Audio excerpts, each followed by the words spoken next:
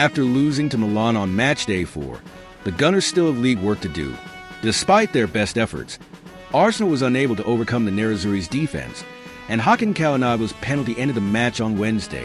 Despite Mikel Merino's arm coming dangerously close to Mehdi Taremi after the Iranian forward flicked on Benjamin Pavard's free kick, the Spaniard was severely penalized for handball at the end of the first half. Arteta felt that Merino's previous involvement in an altercation at the other end of the field called for a spot kick. He punches him in the head. Mikel Arteta claims that Arsenal should have gotten a penalty in the Inter loss. Collision boxing glove.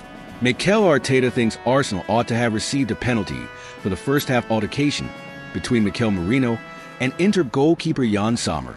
Arteta, who felt his team was unfairly treated in Milan, discussed the crucial calls made by Romanian referee István Kovacs in an interview with TNT Sports following the game. The Spaniard started, "I feel like we were very harshly done tonight, in the sense that it's obvious, both penalties, one of them, the other one must be a penalty in every way, especially if you're going to give that one Merino handball." When talking about Arsenal's possible penalty incident, the manager freely speculated. Jan Sommer, punches him, Merino in the head. Even though replays showed the Swiss international got a lot of Merino's head and very little of the ball, Kovacs judged Inter goalkeeper Jan Sommer had a touch of the ball when he was dueling Merino in the air. The video assistant referee apparently agreed with the Romanians' on-field assessment. Thin margins. Arteta has every reason to feel resentful, especially in light of the penalty call that was against Arsenal. Inter failed to put David Raya to the test following their early onslaught, and the Gunners spent most of the second half huddled in the Nerazzurri half, trying to find a way to even the score.